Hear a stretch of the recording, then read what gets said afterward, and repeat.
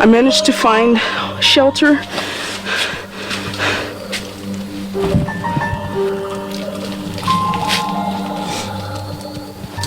She's my best friend right now.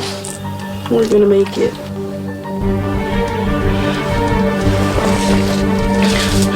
It's day 155 now. I don't know how long I can take this. Walkers have been knocking on the door for days. I don't know how long. We barely have food. The only thing that gives me hope is talking to my camera. Where's my mom? Whatever this shithole is, I hope it ends soon. Hey everybody, it's me, Namaisa, and today I'm coming to you with another special effects tutorial. You may have guessed it from the intro song or something, but yes, I'm doing a The Walking Dead inspired makeup tutorial. And instead of beginning with a zombie makeup tutorial, I thought I would just be a survivor, like trying to survive. And if you watch the series, Rick and all the other guys and girls, oh my gosh, they get banged up sometimes like crazy. So if you want to know how I did this look, then you know what you gotta do. Bye! Hey everybody, so I started out with cleaning my skin, and I made sure that my skin was completely oil free so I could start with my makeup look. And just a quick reminder, the Skin Illustrator palettes that I'm going to use need to be activated with 99% isopropanol alcohol, not less percentage of alcohol or water, because that won't work. Now I'm going to use the DiamondFX 2-part silicone compound, and you need to mix an even amount of A and B. So use an even amount of A and B and then mix them together.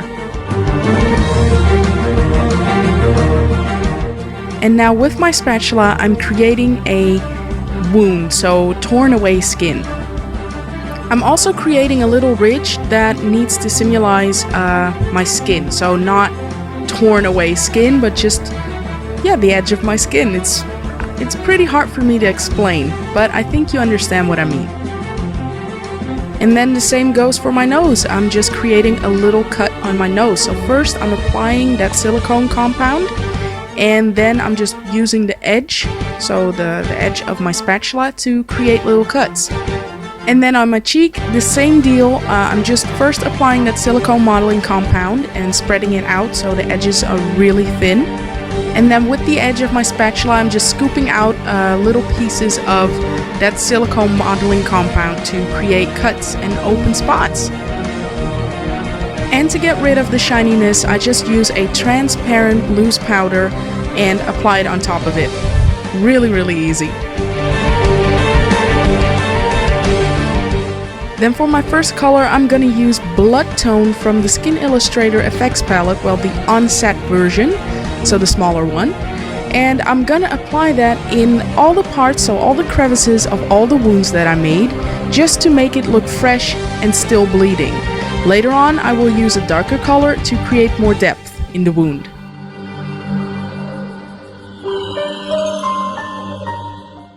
So here I'm applying only the blood tone color in the open parts of the wound, because the center of the wound, so actually the parts that are still blank, need to simulate my skin. So normal skin, not broken skin. And the same goes for the wound on my nose, and I also created a little wound on my lip, which is the same process as the other wounds. But I forgot to film it. I'm sorry, you guys. Now I'm gonna use Real Creations Real Dark Flesh Tone palette, and I'm gonna use the color Tan Tone. And I will be using that to color in the blank spots of that modeling compound I left open. Just to color it in and to simulate my own skin tone. And now I'm going to use H Blood Tone from the Skin Illustrator On Set palette, and I will be using this color to simulate a little bit more depth into the wounds. So I'm just stippling it in a random pattern into the crevices of each wound. So the same process goes for every wound.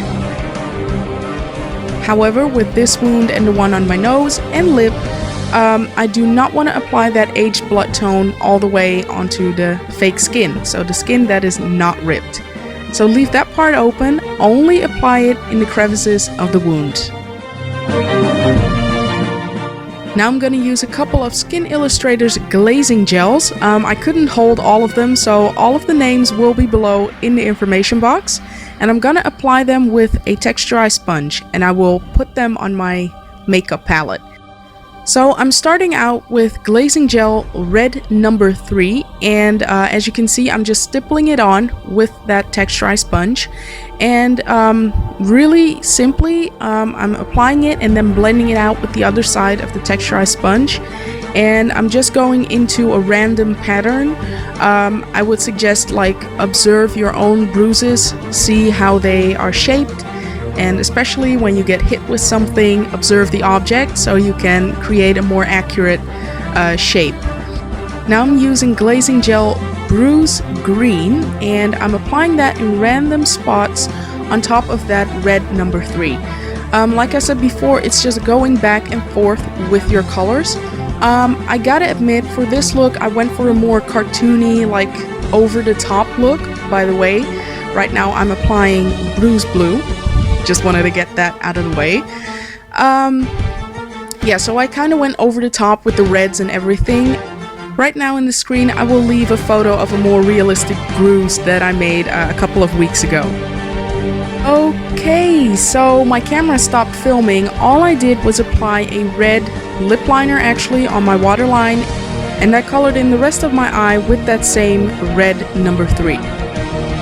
Then for my other side of my face, I went for the same process. I started out with red number 3 glazing gel, and then I used Bruise Green, and then also on top I applied Bruise Blue. So I'm just going back and forth with the colors. Now I'm going to use DiamondFX Brown eyeshadow and a medium-sized fluffy brush. And all I'm going to do is apply that on random spots in my face just to create a little bit of dirt. Just a little dirt on my face. That's it. I'm also applying it on my laugh lines and underneath my eye and kind of in my crease to create some stress. I also applied it underneath my nose and underneath my mouth, just to create again some stress and a little bit of puffiness. Now I'm gonna use Fleet Street Bloodworks in fresh and dark, so drying bloods, and I first applied the fresh blood and then I applied the dark blood.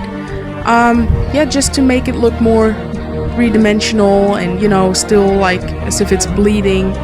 So yeah, I just applied that with a Q-tip.